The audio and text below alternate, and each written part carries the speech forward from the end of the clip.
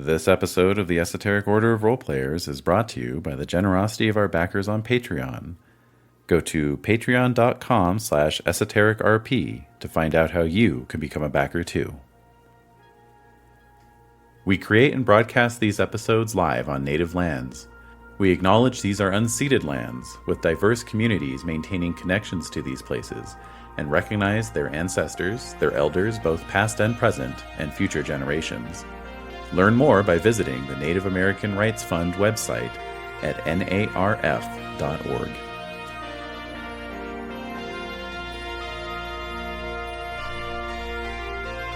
Space, the final frontier. These are the voyages of me, David Larkins, and I'm going where I've never gone before.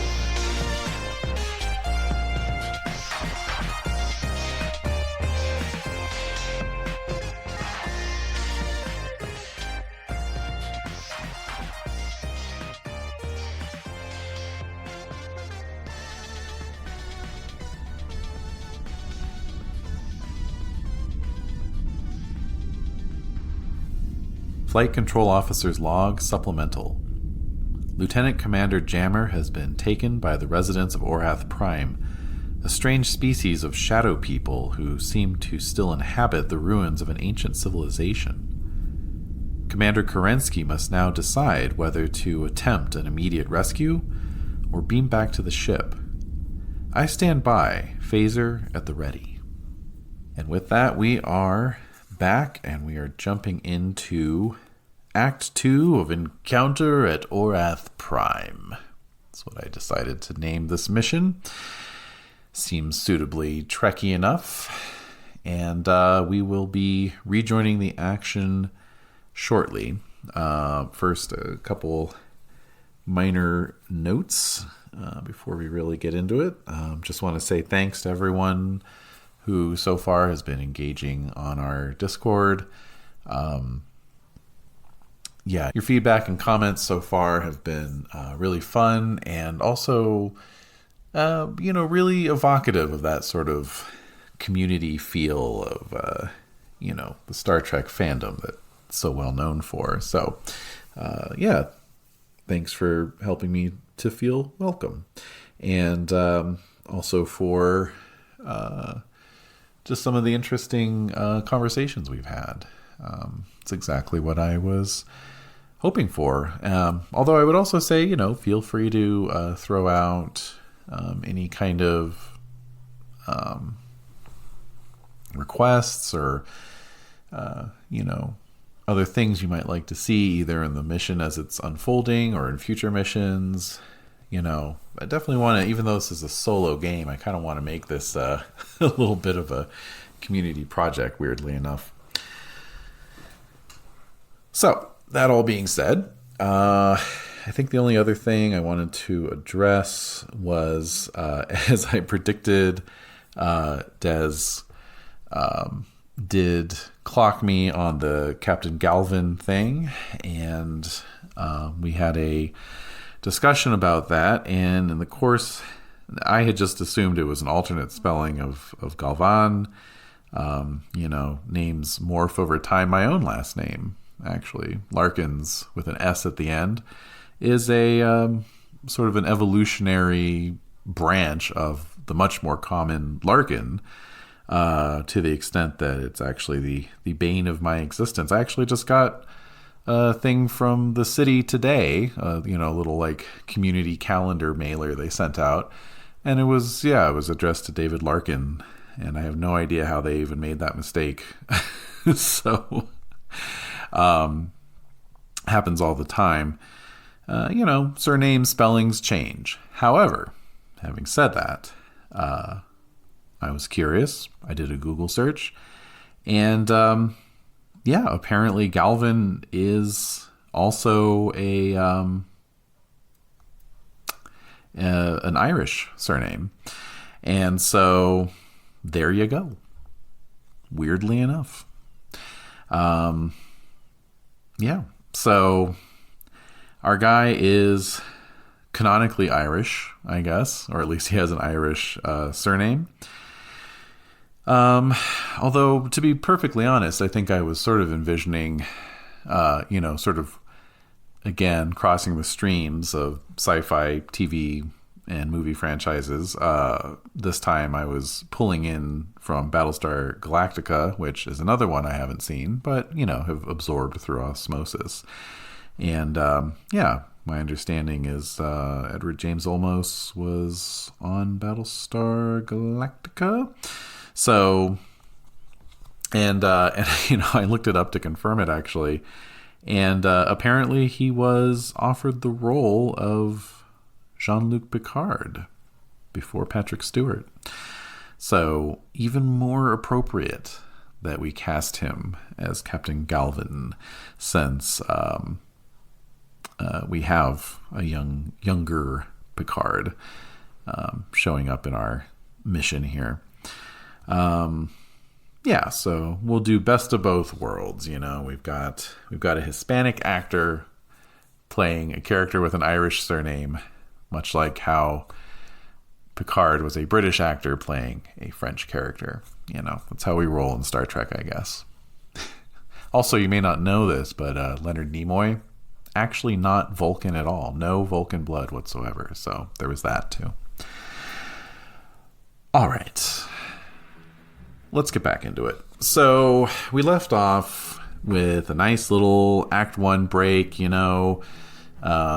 to black, cut to commercial. Everyone's left wondering what is happening. What is going on?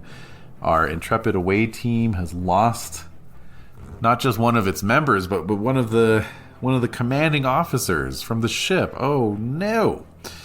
This is TNG era. We don't send red shirts down to be bumped off. No.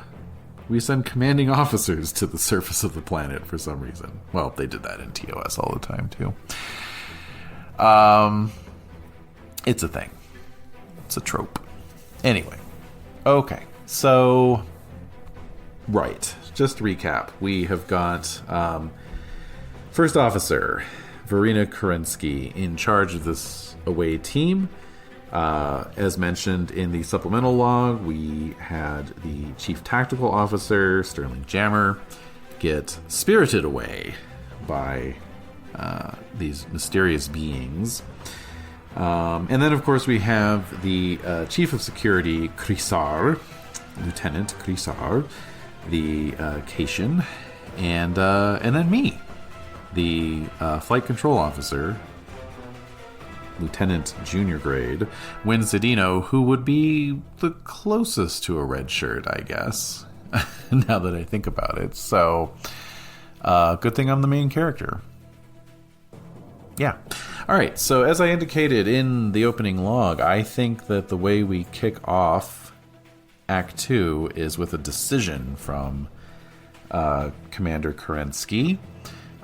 She has to decide whether to take action and immediately go off in pursuit of a fellow crew member who has been spirited away, or beam back to the ship and sort of regroup and figure out next moves there. So, I rolled that she's charismatic as her, kind of main personality trait. And, here's an interesting question, actually, because Wyn has a value of good leaders get their hands dirty. I don't think I can apply that to this role, because if we recall, if I burn that value, we generate a point of momentum. However, let's put a pin in that, because there might be an opportunity here to, speak up and try and convince Commander Kerensky not to abandon fellow crew members so hastily. But we don't even know if that's happening yet. So I'm going to roll on the yes or no probability matrix. Will Commander Kerensky lead her away team further into the bowels of these strange ruins in pursuit of Lieutenant Commander Jammer?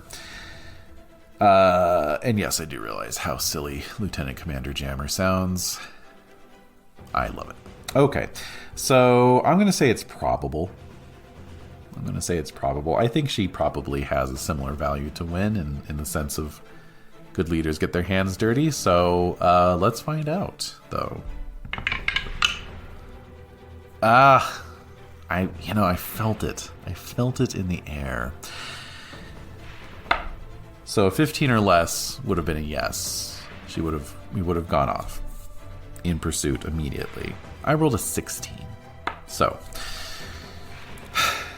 after a moment of stunned silence, Commander Kerensky looks around, and then she taps her badge and says, Kyushu, this is Kerensky requesting transport back to the ship. We have lost Lieutenant Commander Jammer and are surrounded by hostiles. And so I'm going to say, in that moment as Wyn looks on, shocked that Commander Kerensky would be so willing to abandon a fellow crewman who, for all we know, is not dead, I will speak up. And I will say, Commander, I don't think we should leave so hastily. Jammer's probably just over in the next complex, in the next quadrant. We can find him easily. Come on, let's go. If we act decisively, we can probably get him back. So she's speaking out of turn. She's being slightly insubordinate, but god damn it, she doesn't care. So that's definitely daring. And I'm going to say command. She's sort of taking command of the situation a little bit here. I'm going to burn her value, like I said. I just felt it, It's so funny how that works. Good leaders get their hands dirty. She might even say that. Commander, you always told me that good leaders get their hands dirty. Okay, so I'm generated a point of momentum.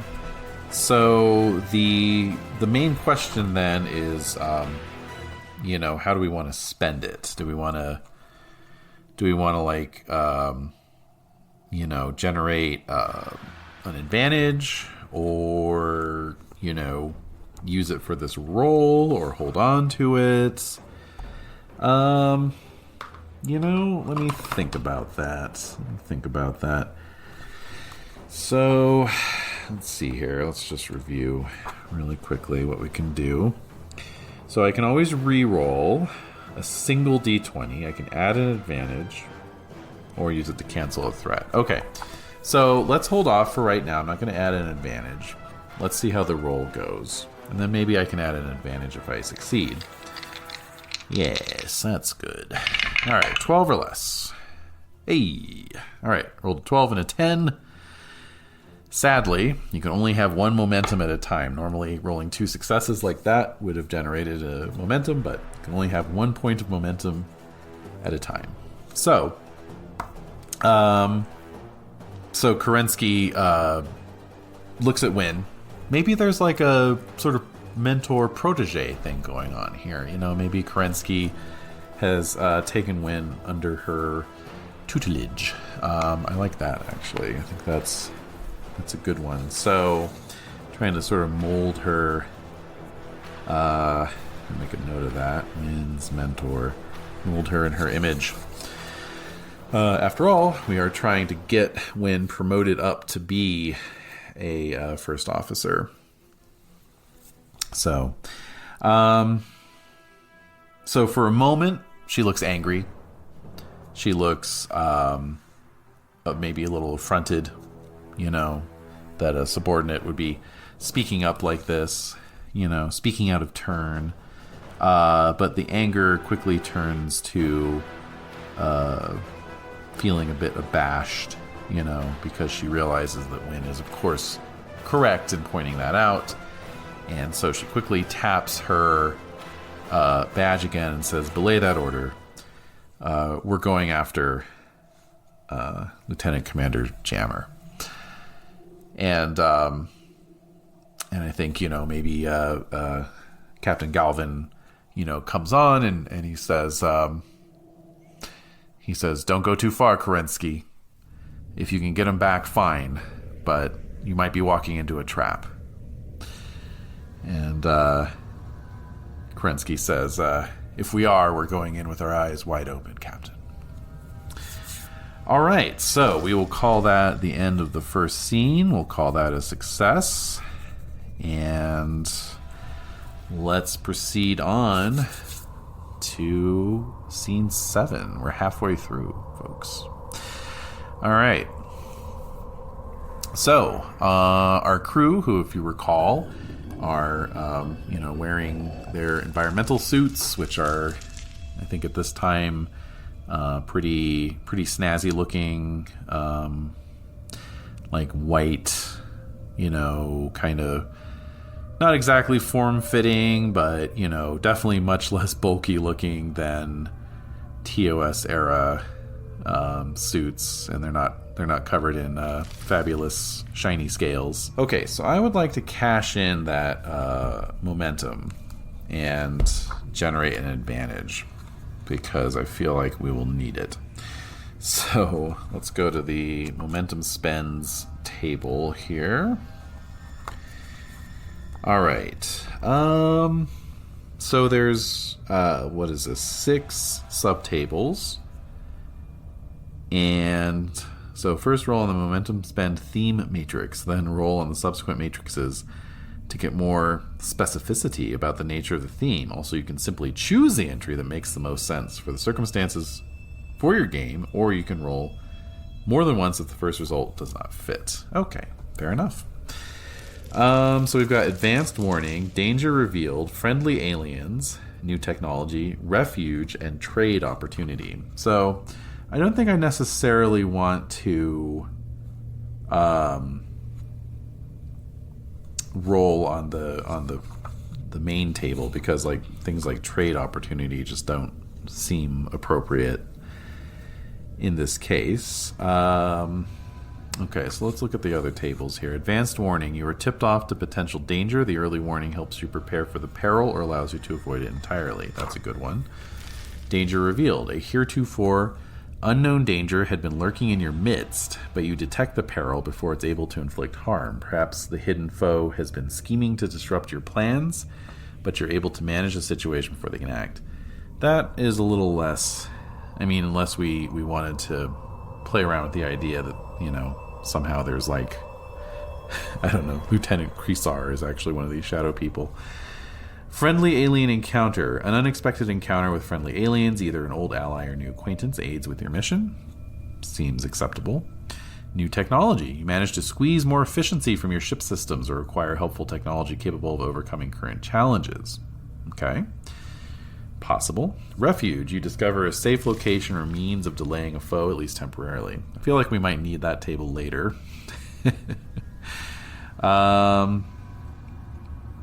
So let's go with advanced warning. Just see what we get there. Okay, I got anticipate foe's strategy. All right, I like that. Except I have no idea. I have no idea what their strategy is. All right, so let's pause for a minute. Let's think about these strange shadow people, and let's just review a little bit. So, the whole point, the whole mission, type was planetary exploration trap. Okay, so this was a trap that we've blundered into. So we need to decide, first of all, whether this trap was set intentionally, whether the Federation was lured to Orath Prime, or did the Federation show up to, investigate this gravimetric disruption, and these weirdos on the planet have, sort of taken advantage of that. I'm leaning towards the former. In fact, I'm thinking that the gravimetric disruption might be the bait that they laid down, and maybe it's not even of gravimetric distortion. Maybe they're just, manipulating things. Perhaps they can control gravity. So let's roll. I'm going to say it's somewhat probable that this was an intentional trap that they set. And, just got that. You did 12 or less. I rolled a 12. Okay, so they set this trap intentionally. Okay. So what are these guys? Now, I don't necessarily want to nail that down just yet, but I was looking, before I started recording, I was looking at the matrices that allow you to roll up different life forms. So, they have a matrix for carbon-based life. They have exotic-based life, which can include things like electromagnetic or nucleogenic, neurogenic life form. And then they have incorporeal life, which is also interesting because one that jumped out at me here was dark matter life form. That's pretty cool. Multidimensional being is on the matrix, of course. Energy-based. Spiritual entity. I kind of like dark matter life form, but again, we're not going to nail it down just yet. But I need to have some kind of a framework here. Because if we're anticipating their strategy, then I kind of need to know what their aims are. Okay, so we've got a ruined civilization.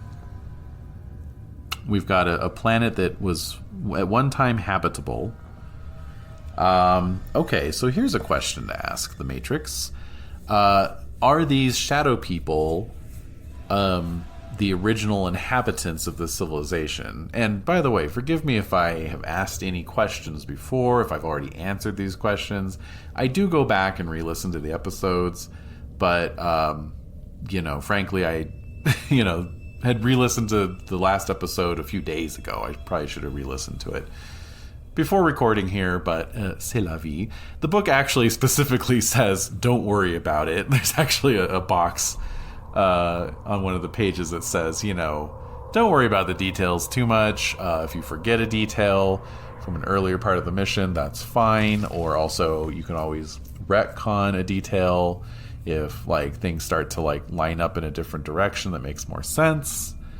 So there you go. But what I'm wondering is because one possible avenue I could see here is that these are the whole thing with in a nuclear bomb blast, the shadow getting burned into the wall of the person who gets caught in the blast. And so I'm kind of getting that vibe, possibly, as being they're they are the indigenous residents of this planet, but the thing that kind of destroyed the planet, in terms of being a livable habitat, sort of left them behind almost as these sort of living wraiths, living ghosts. So that's one possibility. Another possibility is that, the indigenous inhabitants of this planet died off a long time ago.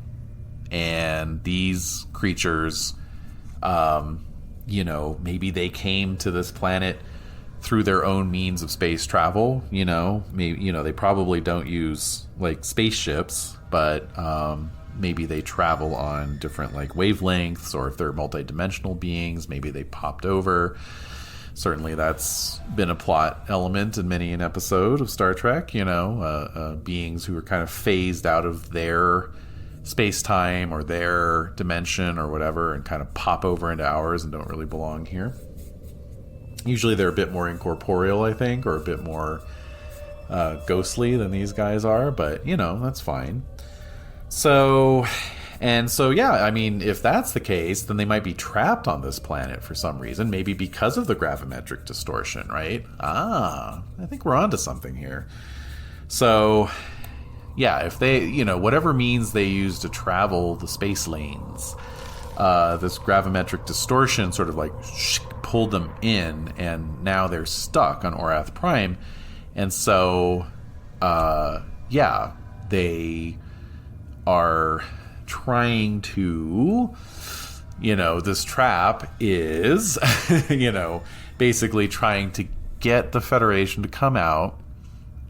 Come with me on this journey. I'm thinking out loud. Trying to get the Federation to come out so that they can ... right? And again, I don't think we necessarily need to answer that, but we're moving in the right direction. However, I'm going to honor the spirit of the game. We're going to roll on the probability matrix. We're going to ask, is it the case that these are stranded travelers who were pulled in and locked here by the gravimetric distortion through no fault of their own? I'm going to say that's probable. And indeed it is. Okay. Finally, the dice cooperated. Okay, so that is the case. Okay. All right. I think that's sufficient. So we're anticipating their tactics. All right, so Kerensky says, belay that order. We're going after Jammer.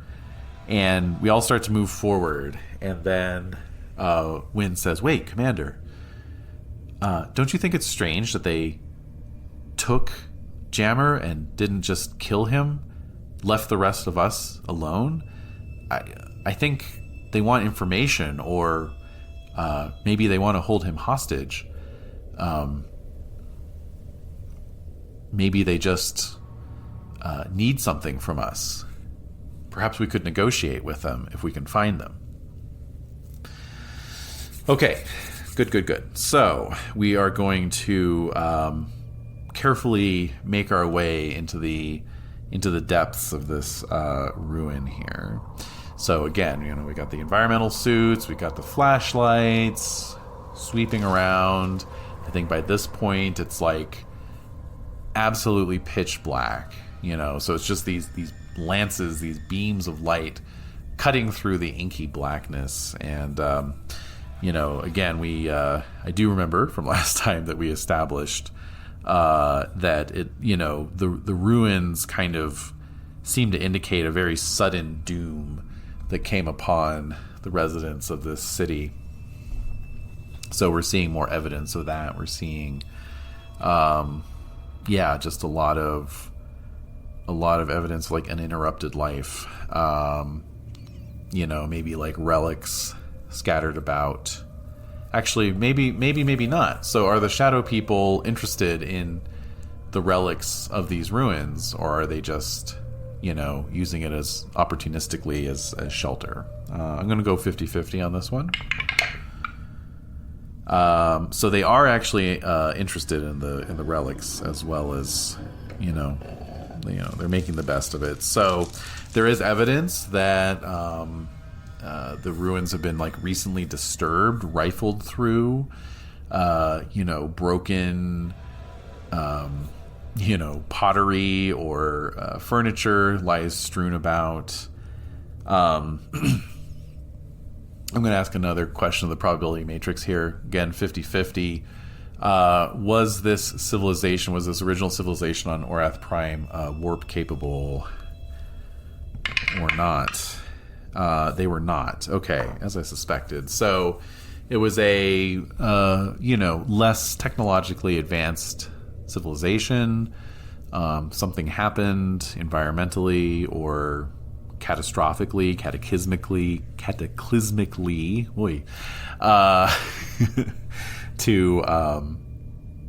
to just ruin their day, basically. Okay, interesting. So we're seeing a lot of evidence of sort of not exactly looting, but certainly searching around for anything of value. Could be that the shadow people were looking for anything that would help them maybe construct something or otherwise disrupt this gravimetric distortion. Could be that the gravimetric distortion is what is responsible for the global environmental catastrophe that befell Orath Prime and wiped out its life on the surface. Okay. So we are looking for Jammer. And Let's see here. So, trying to remember what we might roll for like kind of a perception check, searching around. So let's see here. Let's go back in the book. As I indicated, this is a big book, and there's a lot of page flipping. Okay. All right, there we go. All right. So, let's see. Command covers, the disciplines. Attributes. All right, control. All right, control is fine motor skills. And daring is decisiveness, fearlessness. Insight, good sense of the moods and feelings of others. Okay, trust their own feelings. Okay, perceptiveness. Yeah. Okay, that's right. Okay, so insight is your sort of perceptiveness. And then, I think, let's see here. Coordinating, motivating. Okay, let's see. Got security, maybe. Would be good. Yeah, a character with high security and high insight has exceptional situational awareness, likely to be the first to anticipate a threat or spot a potential trap. Perfect! Alright. I'm going to roll for Wyn first. So this is insight plus security. Not exactly a forte. It's 11 or less. She does have a focus of empathy, but I don't think that would really apply in this case. So, 11 or less. Here we go.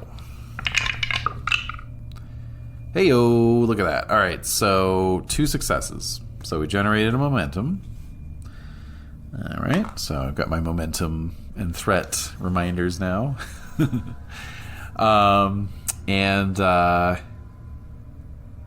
Let's see. I mean, I think most obviously it's very dusty. It's very, it's just your classic ruins. And so she very quickly picks up the trail, where the dust was disturbed by the passage, because as we established, these shadow folk are corporeal. They can be seen, felt, and otherwise interacted with. And also disintegrated by phasers. Haha.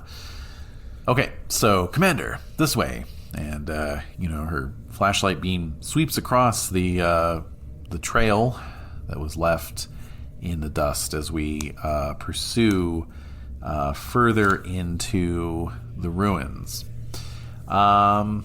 Question is that the scene? I guess so. It's a short scene. We'll move it along.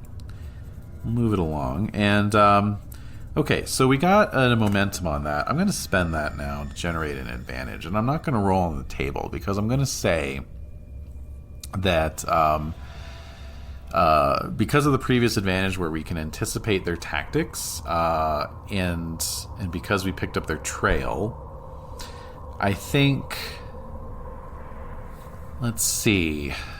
I'm a little torn, because I can see the next scene being kind of a Temple of Doom type situation where we're like emerging onto a balcony, looking down onto like a room, where we can see the sort of HQ of these shadow folk, and there's Jammer, and he's been tied up or being dangled over a lava pit or whatever. So that's on the one hand. The other hand is we just kind of catch up with these guys and confront them. That feels a little more Star Trek-y to me. I don't know. I mean, certainly sneaking around and trying to get the drop on somebody, has its place, I guess. But I think in this case, we're just going to catch up with them. We kind of, we kind of know where they're going. We know what they're trying to do. And so yeah. Ooh, I've got it. Yeah. So we see our away team emerging out of this corridor, this hall that they've been moving through, and this is a little little Mines of Moria for you here. As we see them emerging into a much larger hall, with big, thick pillars, like not Egyptian style, but the kind of, big, heavy pillars that you see in like Egyptian temples, right? Row upon row upon row, holding up the stone ceiling overhead. And since it's a very large hall, it's very long, we can see at the other end Jammer, being whisked away,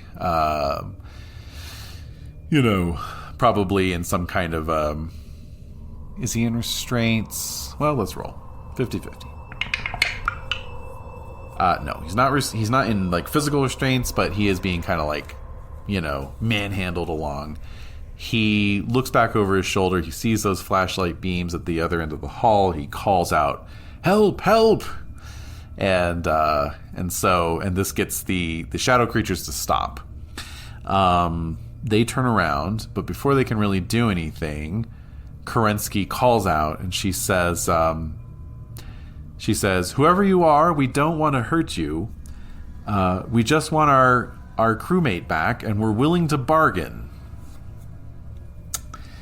All right, so we will make a roll using the ship's numbers here to represent her as an officer, and that's definitely command and comms, I suppose. And so here we go. 12 or less. All right. Wow, I am on fire tonight. So that's another 2 successes. So I get some momentum again. Okay, so the shadow people look at each other, or look around, and let's say 3 of them step forward. They're still holding, the rest are still holding Jammer, on guard for any trickery or trappery. They step forward. We'll say our trio of Kerensky, Cedino, and Krisar move forward. Cedino and Krisar both have their phasers out. Kerensky merely has her flashlight beam. And let's see. Let's say for tropey fun, is the atmosphere inside this complex breathable? Yes or no? That's a yes. Okay. Of course it is. So Kerensky sees on her sensors that the atmosphere is now breathable, and she actually takes her helmet off as a sort of, gesture of openness, if they can see her face more clearly, see her features more clearly, that might be helpful. Also, it's just very tropey and appropriate, because the actress is like, I'm not doing this whole scene in a fucking mask, okay? I'm not doing it with a helmet on. Not happening. Okay, so, and by the way, if anyone has any casting suggestions for any of these characters, I already threw out Edward James Olmos for Galvin. I'm still kind of conceptualizing Wyn in my mind's eye, but yeah, please feel free for anyone else, unless, I stumble across something myself. Throw it out in the Discord, and I will probably go with it. So, all right. So the shadow people... Now, let's ask another question of the Matrix. Can the shadow people communicate verbally? And I think now is the time to roll and see what these guys are made of, literally. So I'm going to roll in the incorporeal life table, even though they are corporeal. just because there's some really fascinating possibilities on here. So let's roll. An 18. Huh, a psionic entity. Oh, that's fascinating. That is absolutely fascinating, because that would seem to indicate that these are projections. These are maybe not even real. Oh, see, now we're kind of coming back around. As I said earlier, we can always retcon. We can always undo earlier decisions. Are these the memories of the original inhabitants of this planet taken physical form? Let's ask. I love this. I love the probability matrix. It's so easy. The answer is no. Okay. So all right. They are nonetheless psionic entities. So that means they are a construct of the mind. Interesting. I'm literally trying to wrap my head around that. Okay. Now, being that they're psionic entities, we're not going to worry too much about, what that means right now. However, I wanted to roll that because that influences the probability that I'm going to assign on the probability matrix. So given that they are psionic entities, I would actually say it is highly probable that they can communicate at least telepathically, right? In fact, only telepathically, but yeah, highly probable. And that is a yes. Okay, so that's good, because it would have been a little more complicated if we couldn't actually communicate with these guys. Okay, so what would a psionic entity want with the Federation? What would they want? So we're gonna stick with, since these are not the memories, these are not like the living memories of the previous inhabitants, we'll stick with my original, sort of direction, which is that they got trapped on this planet and they want to use the Federation to get out, basically. They captured Jammer as a bargaining chip, right? They're psionic entities. They can be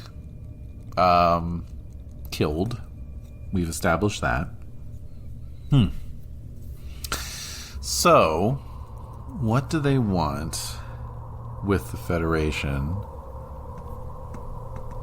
The gravimetric distortion is trapping them here. Okay. I paused the recording briefly to do some research. That's one of the advantages of this format, is that I can look things up without worrying about the other players at the table. I'm the only player at the table. All right, so I looked up gravimetric distortion and did a little bit of reading on that. I'm resigned to the fact that I will no doubt inadvertently recreate many plot beats of existing Star Trek episodes. I think in this case I seem to be hewing somewhat closely to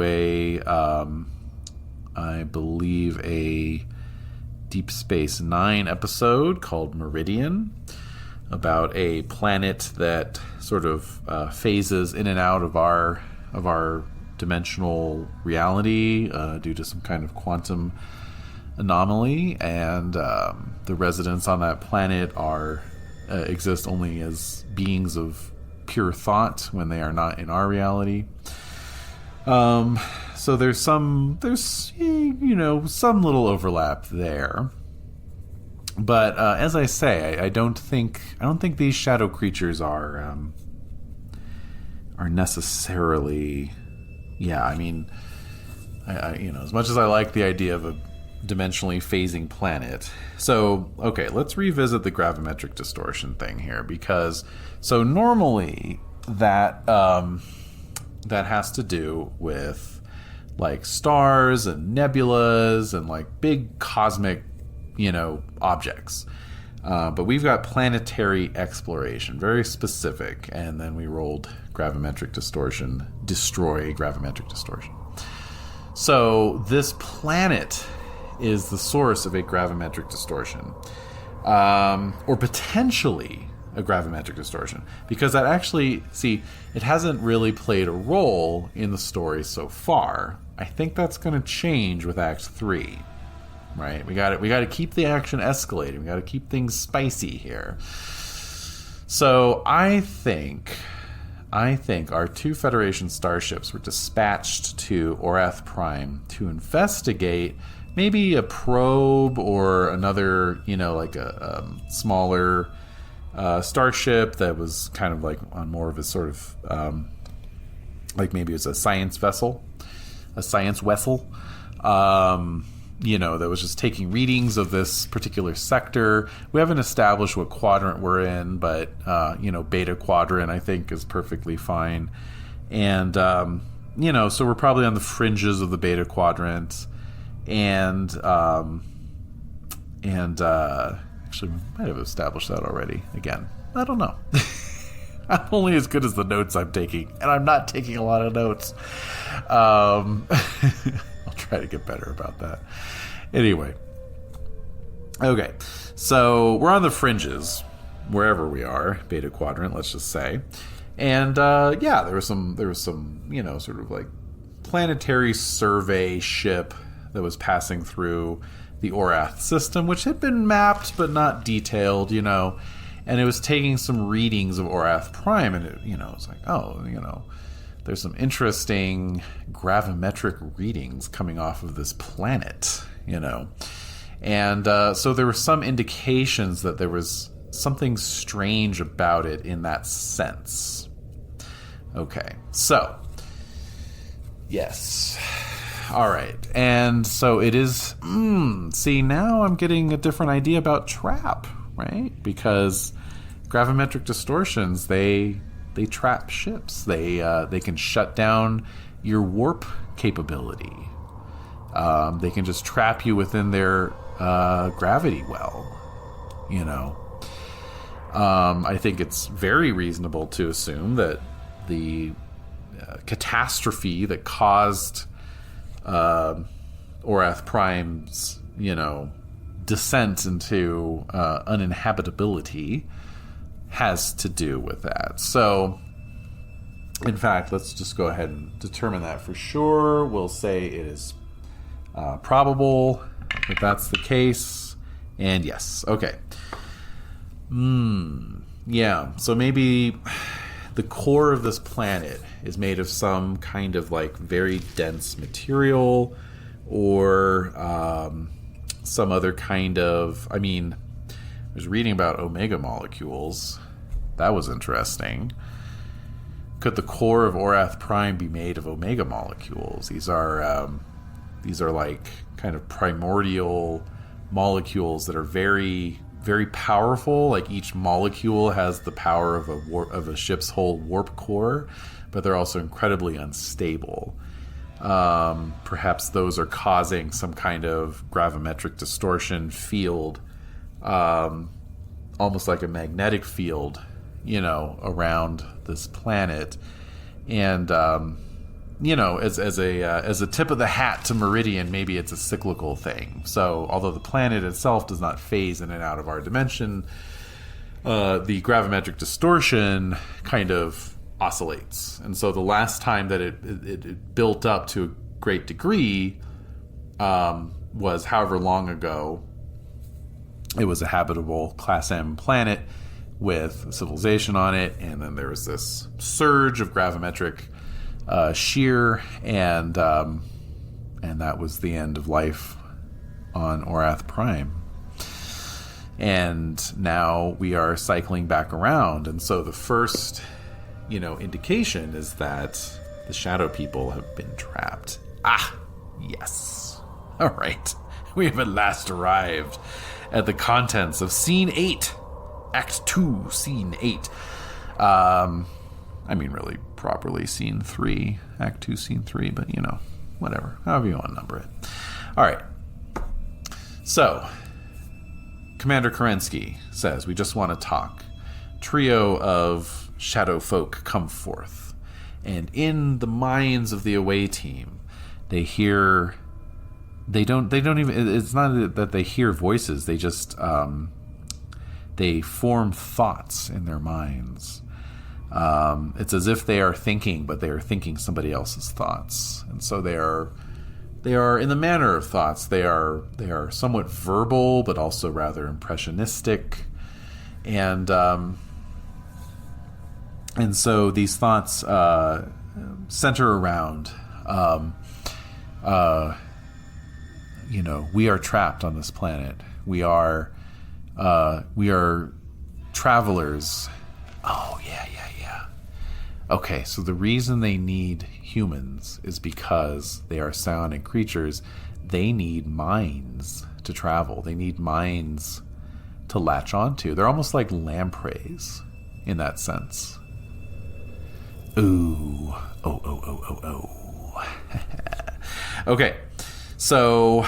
Ooh, yeah. Okay, this is good. So, these thoughts are saying, we are trapped here. You are trapped here as well. This planet is unstable and will soon begin to shake itself apart from gravimetric shear. We must escape this planet as soon as possible. We had intended to take just one of your crewmen and open his mind in order to stow away for our journey off of this planet.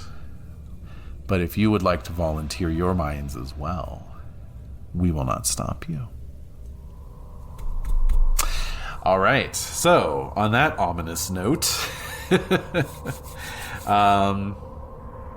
let's initiate a combat, if you will.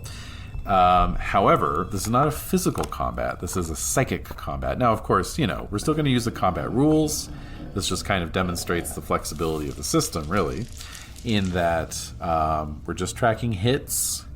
And in this case, it's not physical hits. It is the battle of wills as the three entities are trying to sort of crack the psychic defenses of our away team.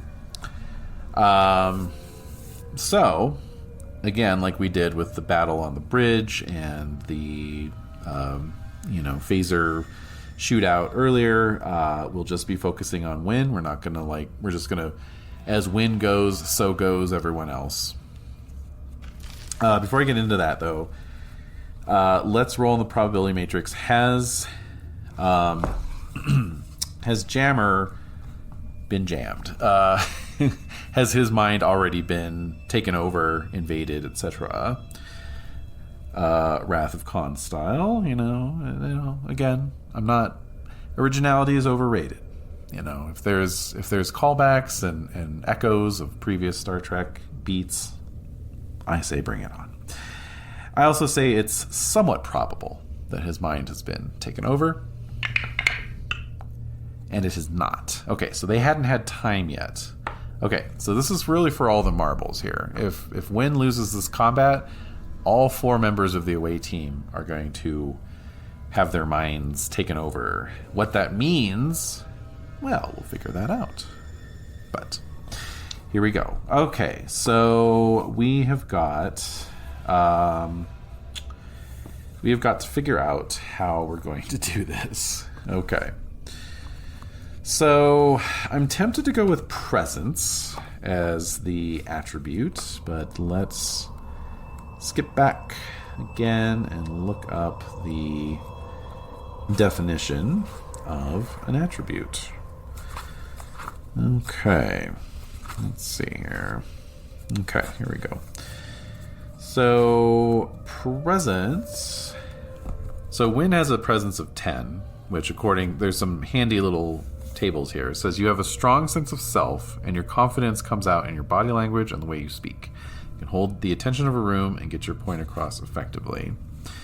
Defines a character by their strength of personality and their ability to draw attention and command respect. They may appear in deft or eloquent rhetoric, bombast or bravado, easy charm and enticing manner, or quiet gravitas.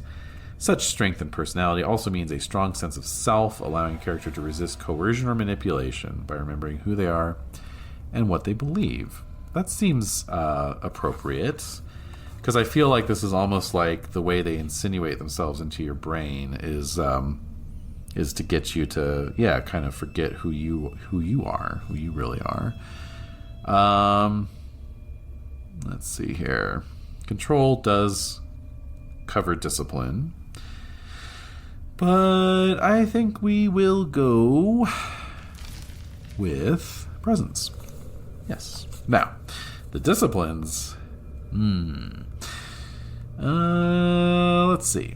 Okay, we're going to go with command, because that covers personal discipline and resisting coercion. There we go. All right, so presence plus command. So that is a 12 or less. Empathy. Does empathy cover... I'm going to leave this up to the Matrix. Does empathy cover, as a focus, this particular combat? Yes, it does. Okay, so there's a little bit of mental armor there in the form of empathy. So again, it's a focus, which means my command is 2. That means if I roll a 2 or less, I believe I get to do something fun. Okay, we'll cross that bridge. We'll recross that bridge when we get there. Okay, 12 or less. First roll. All right. Ooh, hey, there's that 20. Okay, so I rolled a success, but I also rolled a 20, so that generates a threat. All right. So I will go ahead and inflict a hit on my opponent, but I will spend the threat to make the next task difficulty 2. Which means I need 2 successes, and I do not get 2 successes, so I take a hit in return.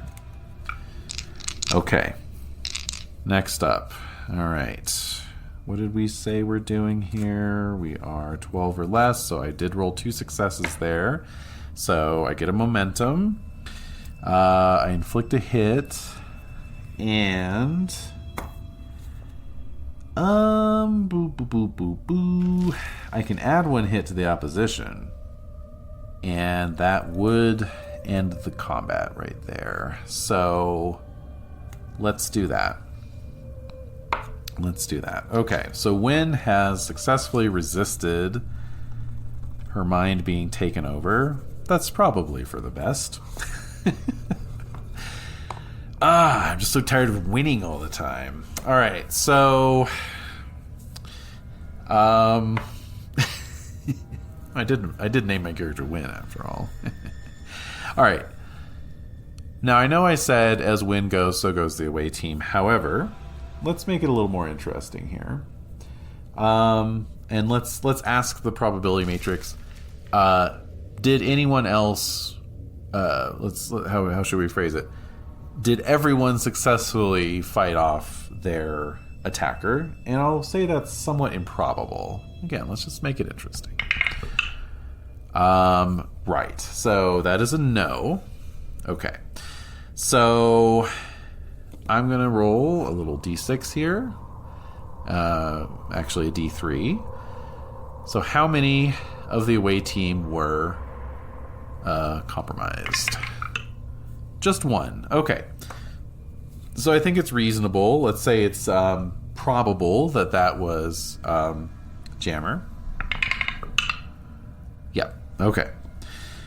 All right. So our 3 away team members all, sort of, we get a chance to do some classic Trek overacting as we recoil, clutching our heads dramatically and grimacing as the shadow people sort of menacingly advance towards us, and then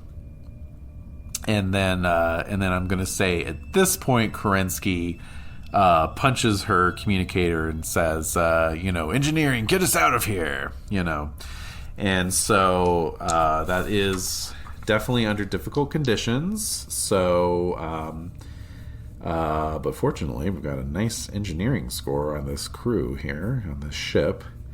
And, I believe that was comms plus engineering, if I remember correctly.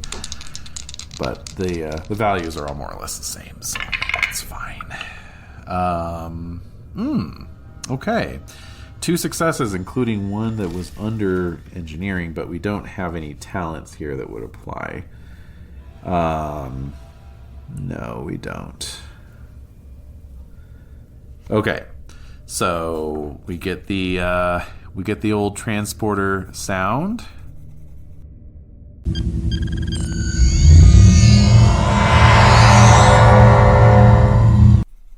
And we are out of there, and I'm going to say they got Jammer as well.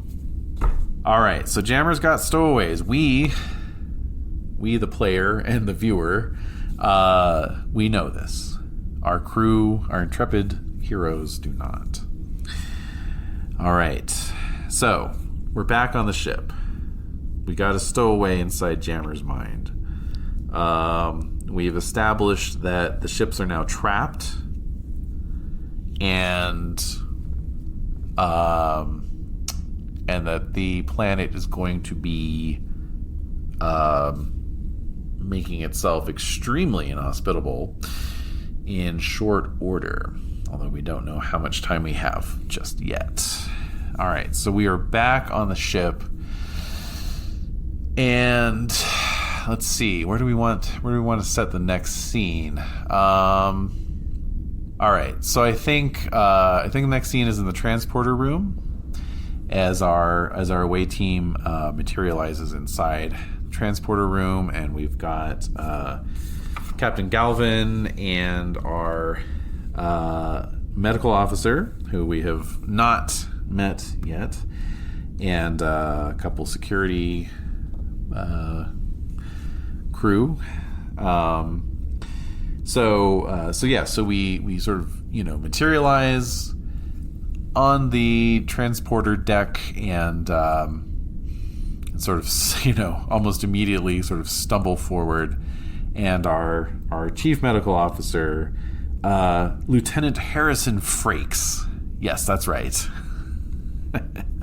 Those of you on the Discord were party to conversations about favorite characters. I reiterated my admiration for Riker, and so, naming this character in honor of Jonathan Frakes, why the hell not?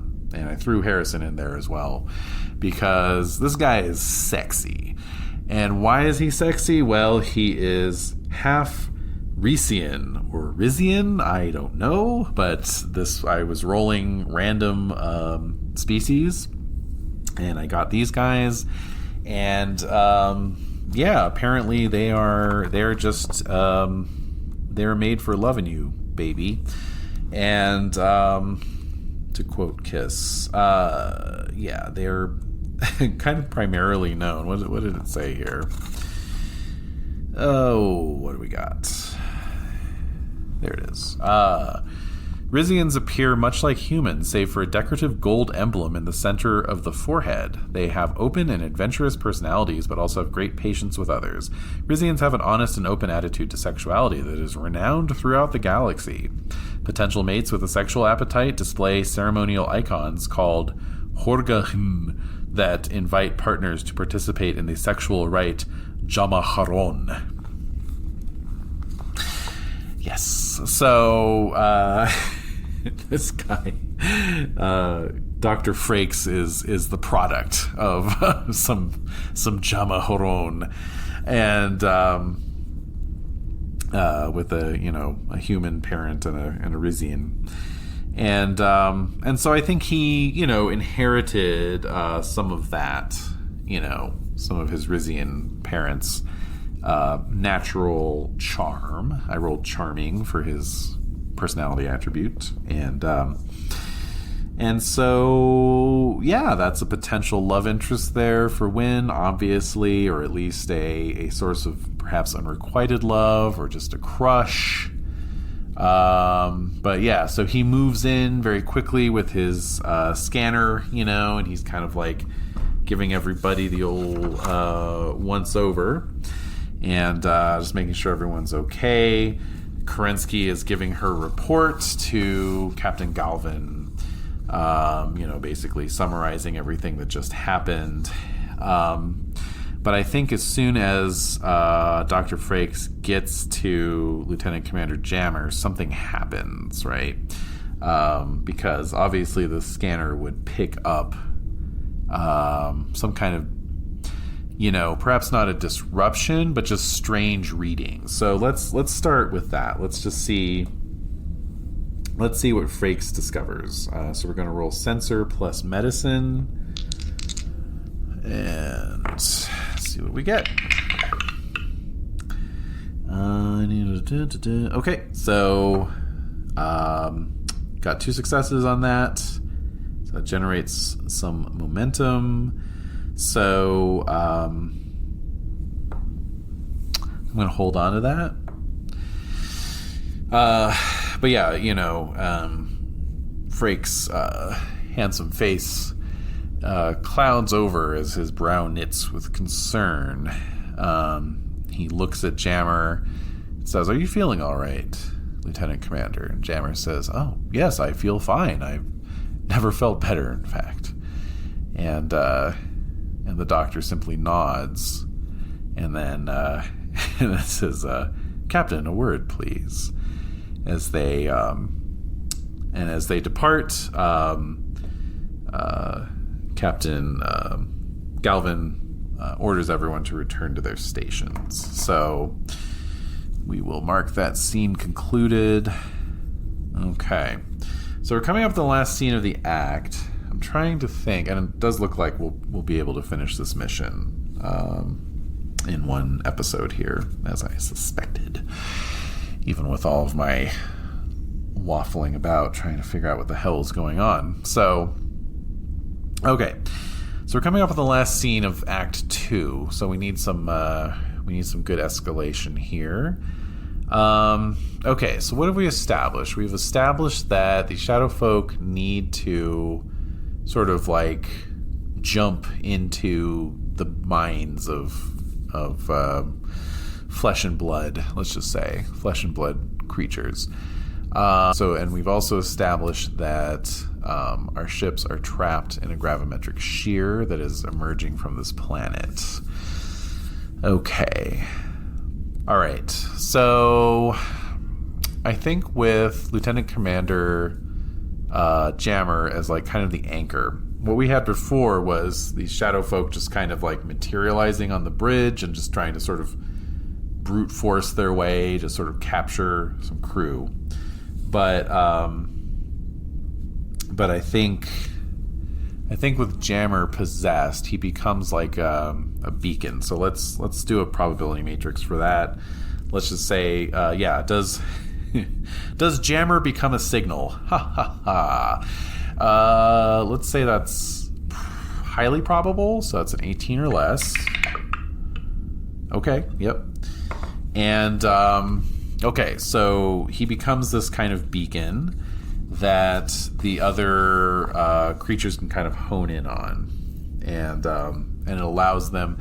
What I'm kind of picturing is that because so earlier we were like, how are these guys moving around? They're not using like traditional transporter technology, right?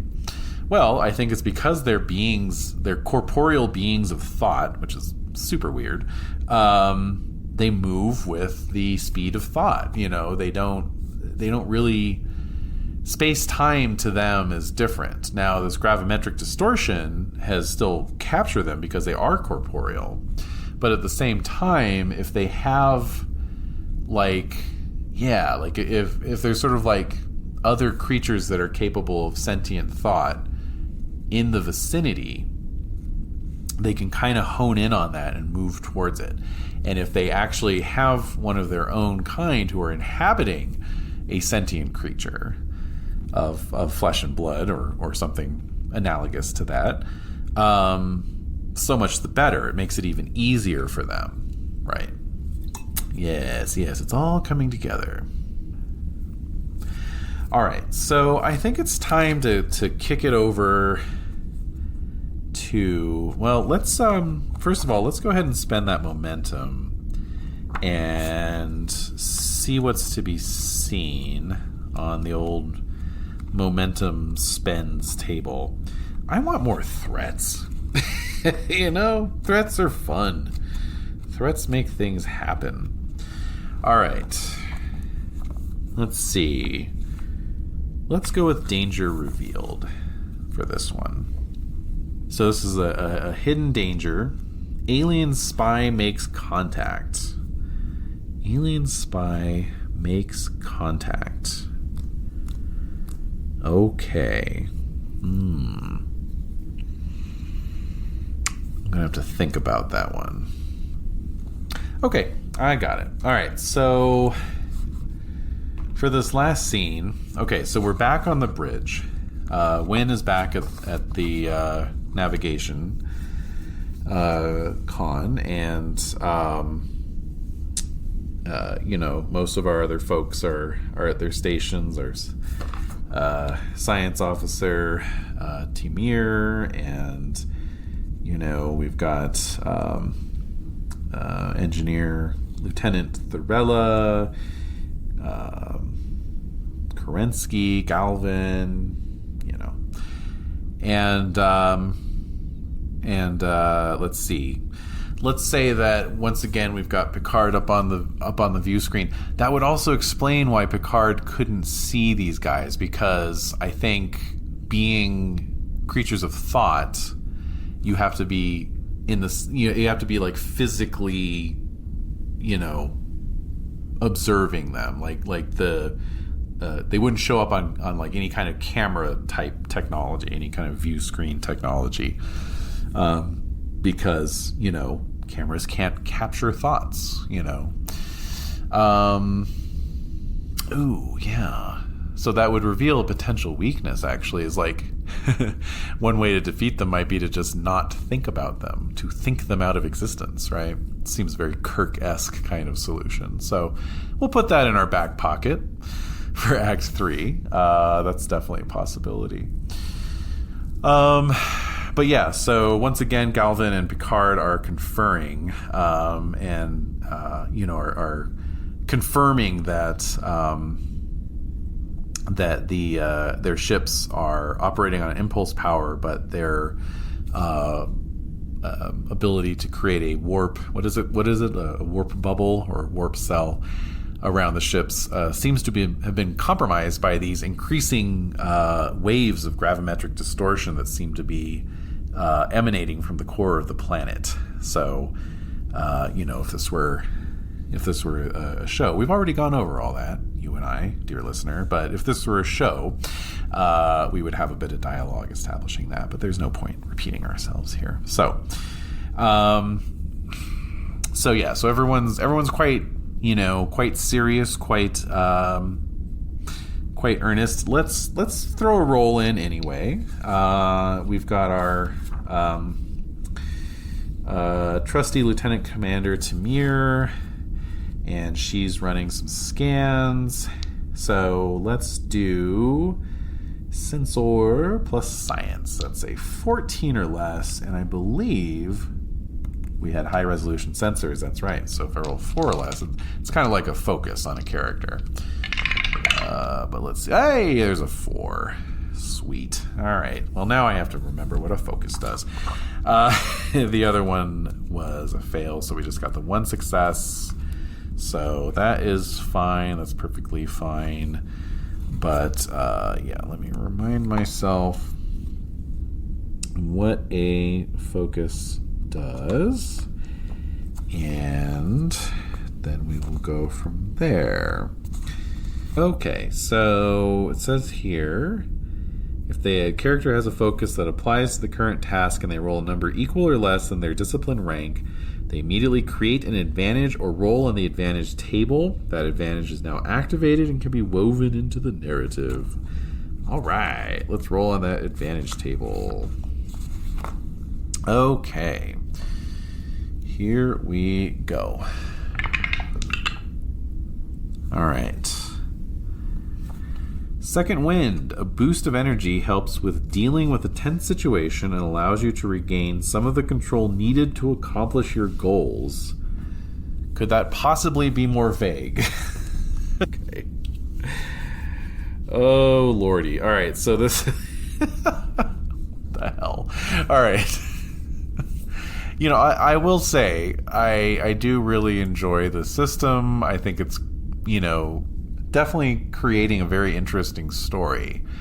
But man, if you want to give your brain a workout, just, you know, if you feel like you want to sharpen up your creative muscles a little bit, definitely take Captain's Log for a spin, because holy crap, guys. Oh, okay. Just having to constantly make decisions. Okay, so this was based off a sensor roll. We've got high resolution sensors, and we are scanning the planet, and we got a second wind that gives us the ability to accomplish our task more effectively. Okay. So, so the two captains have just, wrapped up conferring when, Lieutenant Commander Timir, looks up from her, data and everything that's, coming up at the screen on her station, or on the screen at her station, and let's see. Maybe, okay, how about this? So, she says, Captain, addressing both captains, according to Kyushu's gravimetric sensor array, the core of this planet is made up of omega molecules. They are growing increasingly unstable to the point that we have precisely 1 hour and 17 minutes before they break the entire planet apart and unleash a gravimetric singularity. Now, is that a second wind? A little bit, because it gives us very precise information, right? So that's our goal. Our goal is to get the hell out of here. So that gives us some very precise information as to what we're dealing with. You know, what the stakes are, how long do we have, etc. And can we stop it from happening? See, that's the other thing. That's what Act 3 is going to be about. Act 3 is going to be about, can we get the hell out of here? And or can we stop this this core of omega molecules from destroying the planet and making, essentially rendering this whole section of the beta quadrant unnavigable, right? Because it's going to create such a huge distortion field, essentially, that ships will have to, go way around it to, not get caught up in it. So it would behoove. So in that sense, okay, so we're coming back around. So I'm seeing here how these prompts can kind of, take a little while to start making sense, right? So when we say destroy gravimetric distortion, what we're really saying is prevent the gravimetric distortion from occurring, or at least occurring on a large scale. Okay? So that is the theme, I think it was, or something along those lines. So we're trying to prevent this planet from being destroyed and creating a gravimetric singularity. Now, so everyone looks at each other with great gravity, haha. And suddenly we hear the voice of Lieutenant Commander Jammer. He was in sick bay, but he is now standing just outside the turbo lift, and he says, "That's right, we don't have much time, which is why you all are going to help us get off the planet first, and then we will help you escape. And so that's a good act break there, I think. Dun dun dun. All right. So we will press on straight into Act 3. There's an option to do an Act 3 supplemental log, but I won't do that. I will do a closing log, though. And so we'll just press right on into Act 3. Okay, so we are getting into Act 3 with that dramatic reveal. The psionic weirdos. Yes, the psionic travelers have offered a bargain to the crew of the Kyushu. Essentially, if they open up their minds and allow the travelers to stow away inside their consciousness, they will be given the knowledge of how to escape from this gravimetric distortion well that is beginning to open up within the core of Orath Prime. So I think the first question to ask is this a bluff on the part of the Shadow people? So I will roll for that, and we'll give it a 50-50 chance. No, it is not a bluff. They do know. Okay, so what they needed was starships. They needed a sort of flesh and blood vessel within a starship vessel. They needed multiple vessels. In order to get out of here, they couldn't simply think their way out of this gravimetric distortion. They could not travel at the speed of thought, thanks to the strange, distortion in space and time that that this lonely planet is exerting. Okay, so that makes it interesting. You know, that certainly creates a dilemma for Captain Galvin, who I think at this point will retire with Lieutenant Commander Jammer to the ready room to sort of talk things over. Meanwhile, for this scene, what do we want Wyn to be doing? She is skilled in engineering. So I think as a backup plan, right, we would want to be trying to figure out if we can just get the hell out of here on our own, right?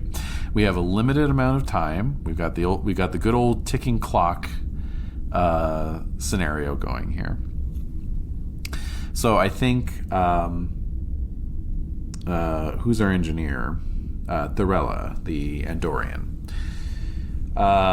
So yeah, Lieutenant Thorella grabs Wyn, says, come with me down to engineering. We need as many hands on this as we can.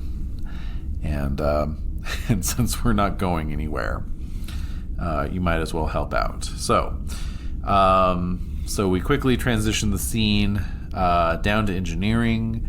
We've got our Andorian engineer punching some numbers up on the screen, running some analysis, confirming, yes, indeed, the warp bubble, excuse me if that's not the right term, is degraded by the distortion field given off by the planet, and I think they're probably in communication with the Stargazer's engineering crew as well. So let's find out what they can find out. So we've got engineering of 4. That's pretty good. And let's see. Engines, I suppose. Engines plus engineering. 14 or less. Let's see what we can find out here. I think with a regular success, this isn't a difficulty 2, but I think with a regular success, we're just sort of confirming that we can get out of here under the right circumstances, right? How about this? How about we do it again? Some classic Star Trek trope here. The number of successes will determine how quickly they can, come up with the solution to get the, basically bypass the issues of this gravimetric distortion field. Now, of course, we've got impulse drive. So we could impulse drive our way away from the planet. I think the problem is that even though the Kyushu has an improved impulse drive as one of its talents, we can't get far enough away in that hour or so that we have, right? Even traveling at like half the speed of light, once that gravimetric singularity pops, it's going to like suddenly go boop and like just, cover hundreds of light years, in one fell swoop. And so the ships would be trapped within the singularity and very quickly torn apart by the gravimetric shears. So it's amazing what a little bit of reading on Memory Alpha can do for you. So let's say that we're working on solving the issue of the warp, the warp drive basically being negated, shut down by the distortion field. And with one success, we'll say that we've figured out a way to do that, but not in the time frame given, right? This is your classic, how long will it take you? 2 hours. You've got 30 minutes, which is, by the way, my least favorite Star Trek trope, because it's never like, it'll take me 2 hours. All right, you've got an hour and a half. It's always like, it'll take me 2 hours. You've got 10 minutes. It's like, bro, they're not like inflating those numbers to like, get extra pay or something. Like if an engineer says it'll take me this long and the captain's like, no, it won't. It'll take you a quarter of that time. I'm kind of like, how? Like, you can't just will it to take a quarter of the total amount of time you've estimated. Like, that's ridiculous. But anyway, that's my little rant about that trope. But nevertheless, we're going to do that anyway. So one success means we can do it, but it's going to take more than an hour. 2 successes mean we can do it in an hour. So it would be very tight. It would be an extremely close call. If I happen to roll a momentum, maybe we'll turn that into an advantage and say we can get it done even sooner.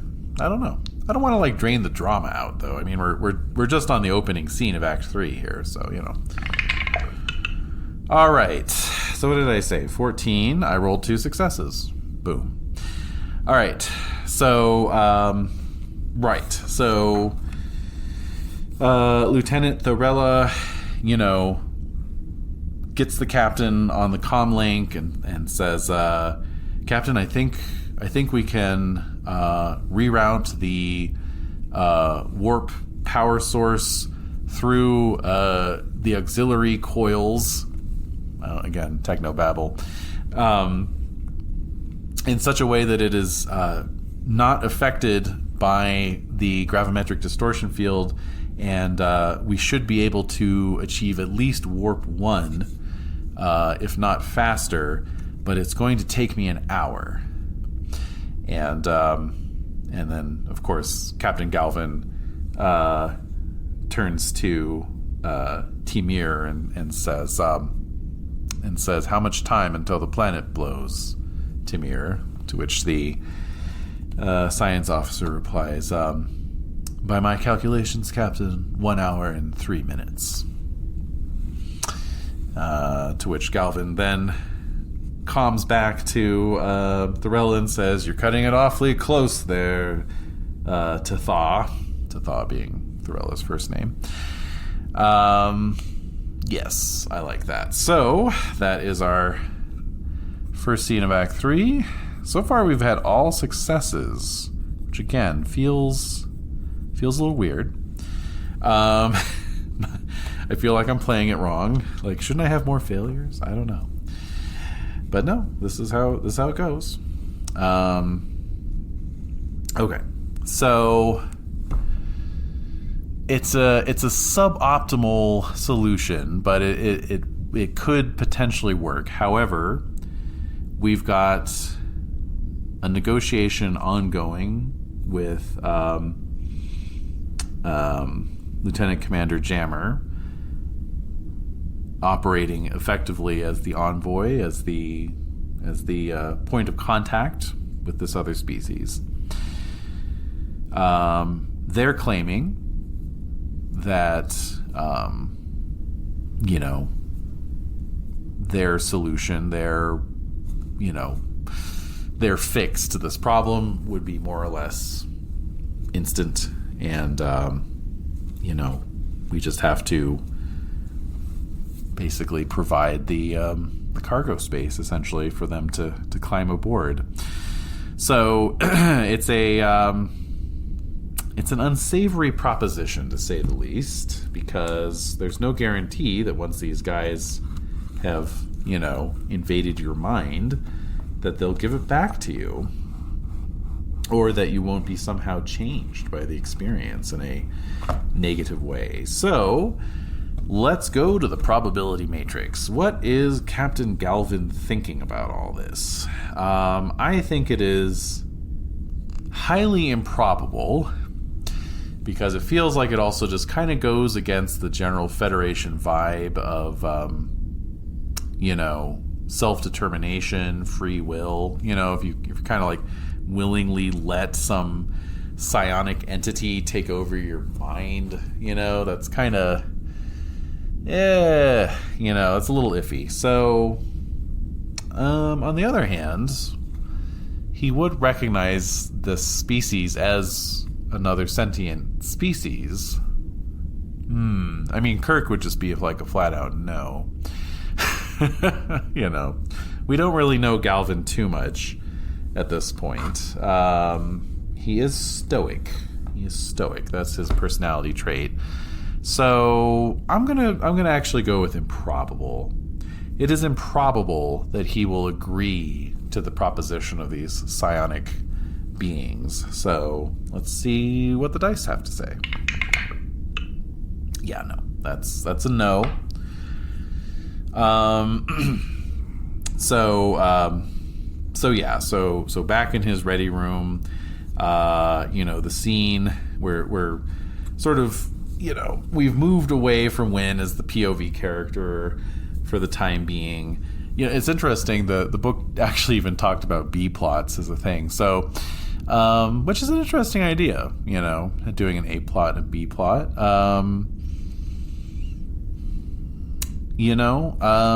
So actually, why don't we stay with Wyn? This isn't a B plot per se, but we've basically, back in the ready room, we've got Galvin and Jammer come psionic shadow person, sort of hashing it out with Galvin, drawing a line in the sand and saying, I absolutely will not permit my crew to be taken over by your people. But meanwhile, we've got Wyn. Let's see. We've got a couple of the crew here that we've sort of established some potential relationship threads. So, Commander Kerensky is Wyn's mentor. We've established that. Lieutenant Frakes is Wyn's crush, at the very least. Okay. Let's see here. I wonder... Let me go to the encounter table here, Let's see if there's some fun encounters we could play around with, and just kind of see what's to be seen here. So we've got... Okay. Well, we've got a lot of interesting possibilities there. We could also roll on the complications table. Let me think. Okay, I don't think I need to roll any tables, actually. Here's what I got. I've established that the captain is perhaps somewhat unwisely chosen to have a one-on-one with Jammer. And perhaps on the assumption that since Jammer is the one who is possessed, the captain is in no danger of being possessed himself. However, that is not necessarily true. For one thing, the entity that has possessed Jammer could always try and possess Captain Galvin. Or, like I said, Jammer is kind of a beacon at the moment, and another of these entities could come up to the ship and attempt to possess Captain Galvin. So before we shift the focus back to Wyn, let us determine what happens in the ready room in conversation between Galvin and this entity. And I think we will go back to what we did before in terms of a combat. And so this time we will be doing so for lack of a better category, we'll do weapons plus security. So that is actually terrible. That is a 9. The Kyushu is not a warship, and so obviously Galvin is Now he does have the stoic trait, so we'll treat that as a focus. So if I happen to roll a 1, then we'll at least get a focus related advantage off of that. But yeah, let's see what happens here. All right. Well, okay. So right off the bat, I rolled 2 successes, including a 1. I'm trying to create dramatic reversals. I really am. This is ridiculous. All right. Oh, dear. Maybe I should have just gone with the probability matrix. We're figuring it out. We're learning as we go along. All right. So... ridiculous. All right. Let's see. All right. So... again, we've got that momentum. Add 1 hit to the opposition, remove 1 hit, reroll, create an advantage, cancel a threat. All right, so we might as well just do 2 hits on the opposition, and then we've generated a focus-related advantage. So I think that what happens is Captain Galvin can feel his mind being assaulted. And so he immediately calls out red alert, and so the whole ship goes on red alert, and Kerensky and Cedino are on the bridge, and so they're going to rush to the ready room, and so we'll kind of get the appearance of allies here, I suppose. Yeah. Okay, so but let me keep rolling for the psychic combat before we get to the sort of physical outcome. There we go. There's a threat that just came up. Now I did also roll a success. However, I can spend that threat to immediately cancel that. Okay. Rolling again. Okay, so what did I say we are trying to do here? We are going for a 9 or less, so that is a failure. Uh-oh. Well, hey, 2 to 1. Okay. And that is 1 success, so that's all that we needed. All right, so... okay, so... the captain has successfully fought off this assault, this psychic assault, as Cedino and Kerensky come rushing in, and the captain again. He's kind of staggering back. He's sweaty. Jammer is standing there doing the Kubrick look, like kind of with his head tilted forward and his eyes looking up all menacingly. And I think Wyn is just going to be like, you know what, that's it. And she's going to go in and just try and like kind of subdue Jammer. Right. So let's do. Okay. So that psychic combat was a scene in and of itself, and then we're going to get a fight between Wyn and Jammer.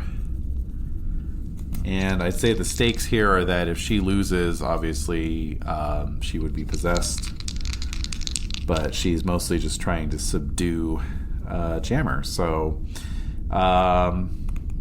right. So what did we say? Daring, I believe, was the fisticuffs attribute, and then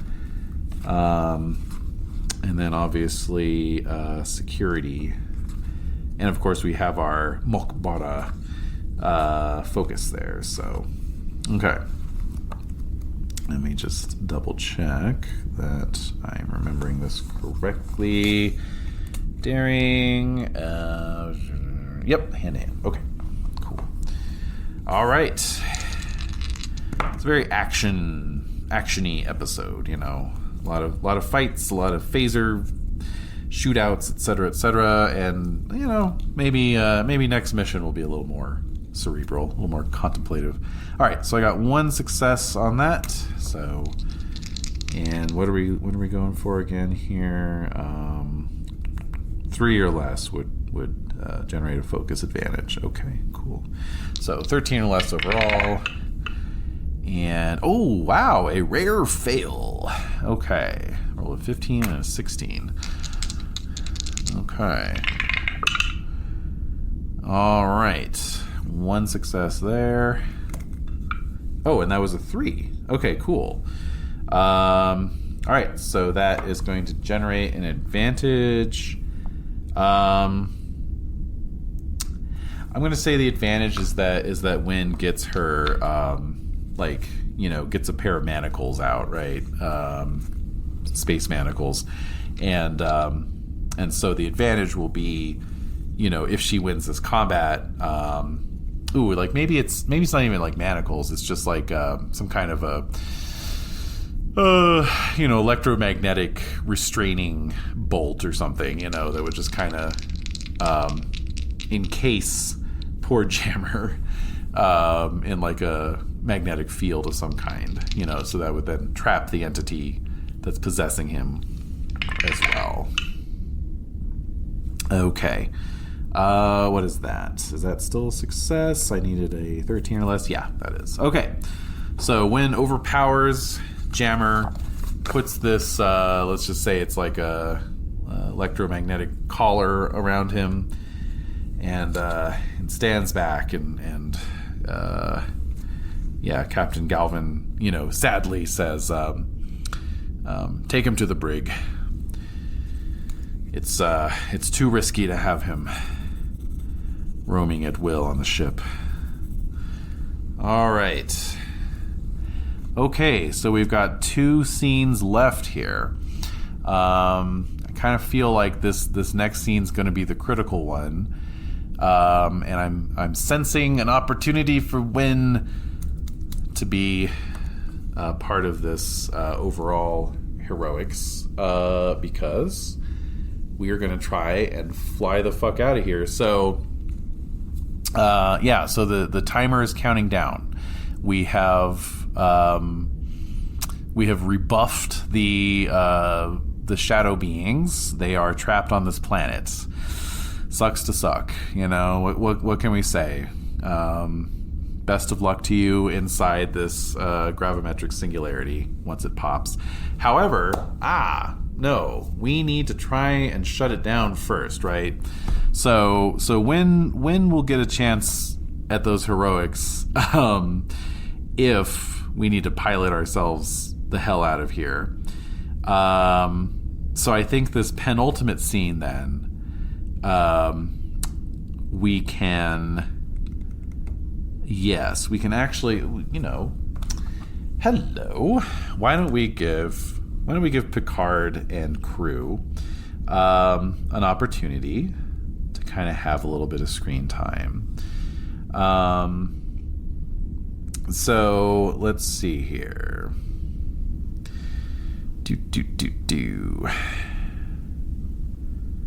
All right. Lieutenant Commander. Okay, I'm just looking up who Jack Crusher the Elder, what his role was. Let's see here. And then we got to look up the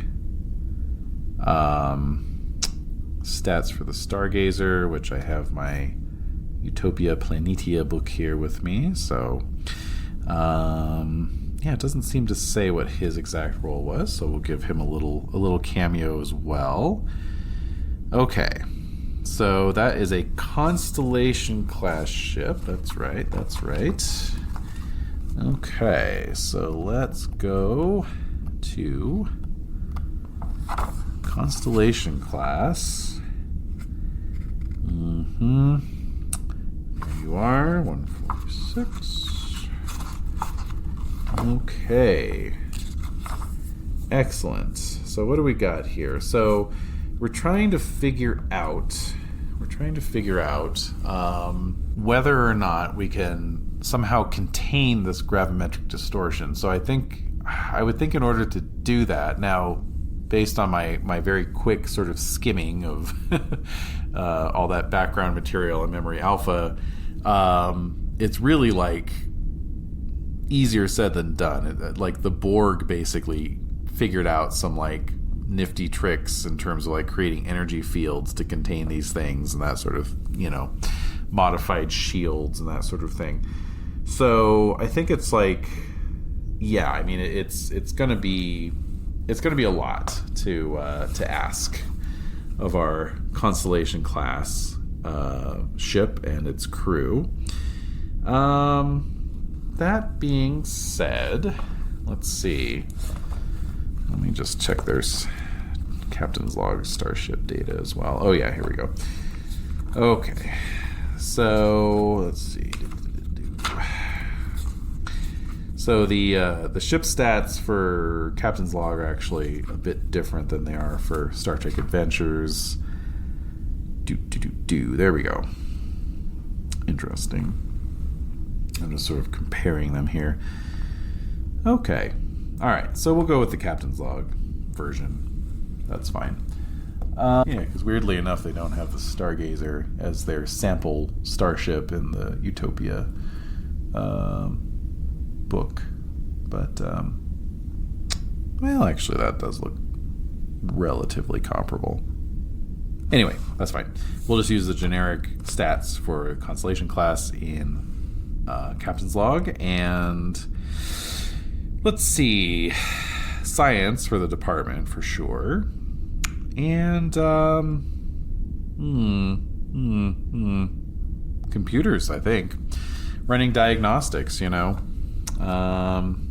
I think we'll have Jack Crusher, Lieutenant Commander Jack Crusher, crunching the numbers as Picard stands anxiously by, and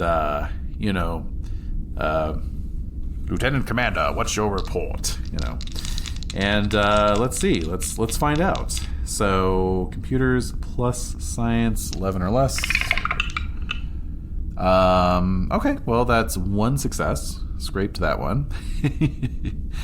And I think with that one success, I was looking for some momentum there or a focus advantage. So I think with that one success, Crusher turns to Picard and shakes his head and he says, "Even with our two starships working together, Captain, I don't think there's any way we can contain this explosion." So we'll call that a scene, and we'll move swiftly on to the final scene. So I've had nothing but success so far. At least as far... So I have to think a little bit about how I define a successful scene. Now, even if the scenes where I was a little on the fence as to whether to call it a success or not, even if I had called those failures, I'd still have the vast majority of my scenes would be successes, because a lot of these are more cut and dried. But, like, is it a success if I roll a success mechanically, or is it a success narratively, i.e., I failed to, come up with a plan to destroy the gravimetric distortion? So you know what? Actually, we're going to call that a failure, because that was the whole bloody theme of the thing. So we'll call that a failure. I think I'm going to go back and change Act 1, Scene 5 to a fail, because that was where Jammer got kidnapped, and I had called that a success initially, and that didn't really sit right with me even at the time, and it has haunted me ever since. Okay, so we're moving into 15. So Picard's up on the view screen one last time. As we begin, so we end. He and Galvin are conferring. Picard, of course, he is not quite learned how to temper his sort of wild and impulsive tendencies that had gotten him stabbed through the heart shortly after graduating Starfleet Academy, or that lead to Jack Crusher's death a year from now or whenever it is. However, he, much like how Kerensky is a bit of a role model for Wyn, I think Galvin might be a bit of a role model for Picard in terms of, that sort of steadiness, that calm stoicism, right? Because here Galvin is saying, it's no good, Picard. Unfortunately, there's nothing we can do except beat a hasty retreat. And I'm sending over the data from engineering as to how you can reroute your warp core through the auxiliary tubes, whatever I said earlier, and that should give us sufficient warp capacity to put enough distance between us and the singularity. It'll be a hell of a light show, though, if we make it out. All right, so on that note, let's kick it over to Wyn. She is going to try and get the starship out of here, and I was just reviewing the rules earlier, and they had some examples of ship rolls, so we are going to go back and find those. Okay, so engage warp drive is an engines plus con roll. Oh, right, because this is we're rolling the ship. Okay, so engines plus con to engage the warp drive. Okay, that's fine, and then we'll need a piloting roll to get the hell out of here. Okay. All right, so that is a engines plus con 13 or less. Oh, thank God. Okay, so that's 2 successes. So that does give me some momentum, which is perfect, right? Because we can apply that to our getaway here. All right, and obviously that is going to be daring plus con. Punch it, Lieutenant. All right. Hey-o. Okay, so I rolled 2 successes on that as well. So I'm going to spend the momentum and just use that to say the Stargazer, gets away clean as well. I was contemplating rolling for them. I guess maybe just a note here on canon characters and canon events. Much like in Pendragon, if he dies, he dies. I don't think there's anyone that would have plot immunity, So, I mean, if I had biffed the role for the Stargazer, maybe Enterprise D ends up with a different captain in a few years, But But no, as it is, Wyn expertly, integrates with the rerouted warp core, gets it powered up, and in fact is able to get the ship up to a, significant warp speed that we get well outside of the radius of the gravimetric singularity as it blooms almost instantaneously across trillions of kilometers of space, centered on the former planet of Orath Prime, which perhaps is still there, because these gravimetric singularities actually have little cores where the distortion does not apply. So maybe our shadowy beings of pure thought still dwell upon that planet in the middle of the maelstrom. So on that rather ominous note, with this great fiery eye, almost, kind of looks like a giant flaming eye appearing in the blackness of space, far behind the two Federation starships as they speed away,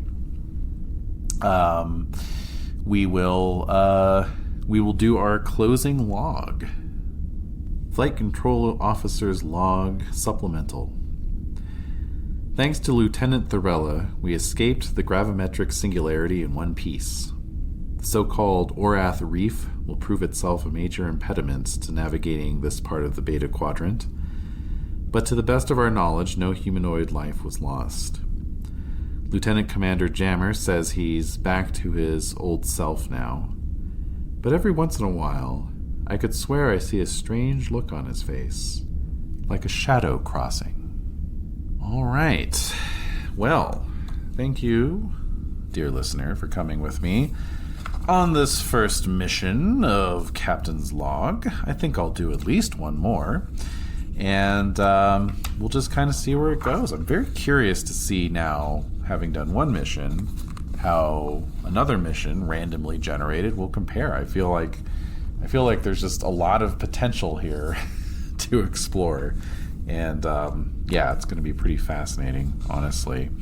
I actually don't know off the top of my head what the sort of character experience rules are like. I know at the end of a mission I can replace values that I burned through, and I can even switch out focuses if I want to. I'm going to leave my focuses alone, but definitely need to generate 2 new values, but I'm going to save that for next time. And I'm also just going to do some reading here and see if there's anything else in terms of experience points, for increasing my attributes or disciplines or whatever. So, I think we'll just wrap it up there then for the time being. And until next time.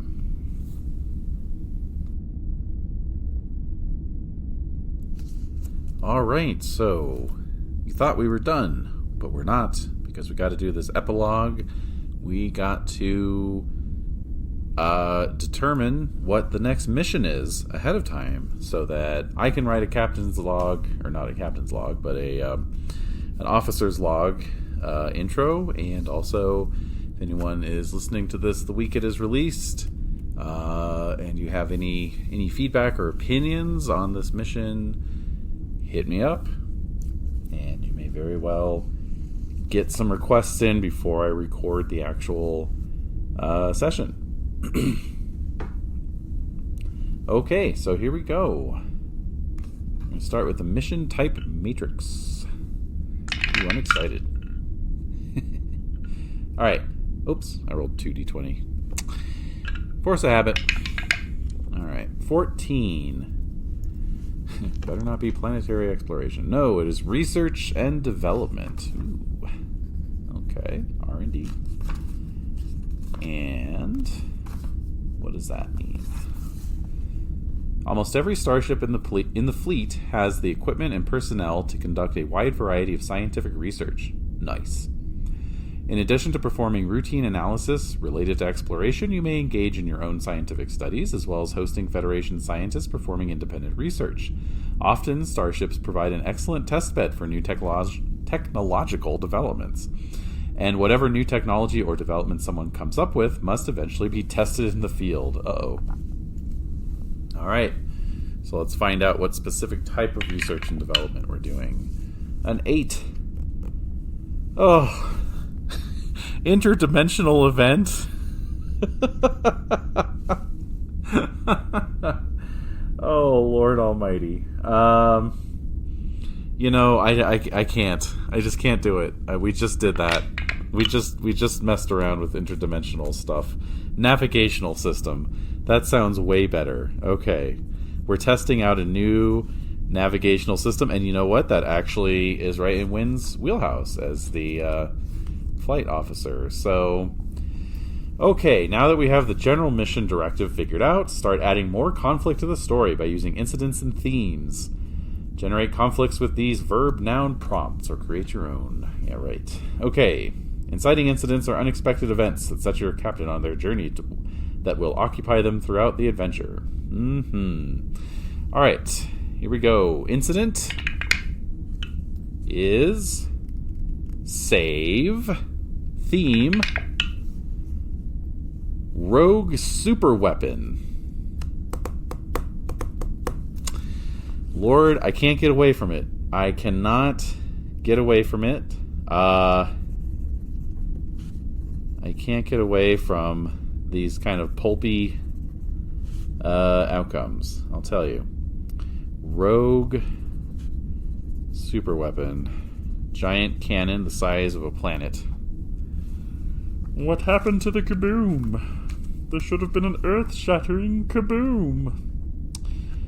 Alright. Roll d20 to generate starting advantage or complication. Right, so.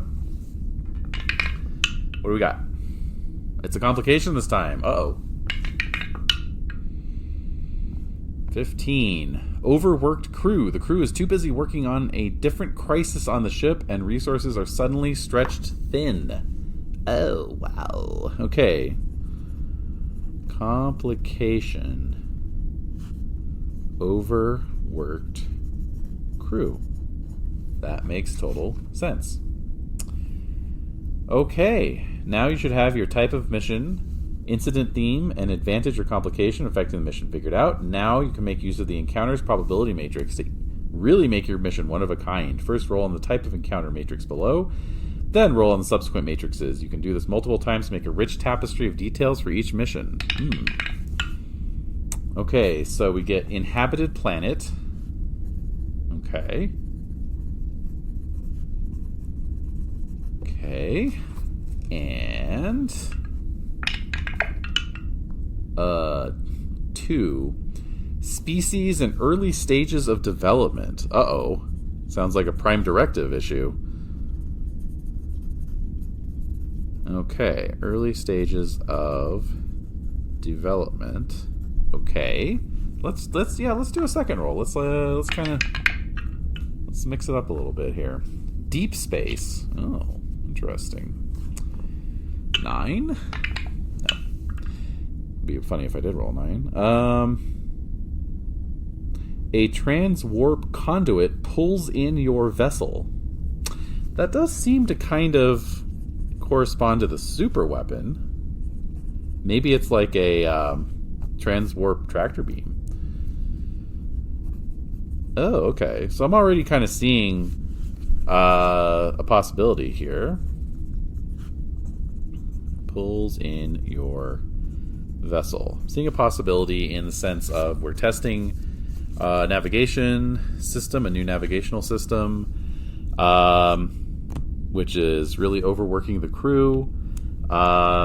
We get pulled in during warp travel by this kind of like transwarp tractor beam, and we encounter an inhabited planet with a species in early stages of development. Interesting. Why we have to save this rogue superweapon, this transwarp tractor beam, and how that ties in with the species in the early stages of development, are things that we'll find out on the next episode of Captain's Log: Star Trek Adventures.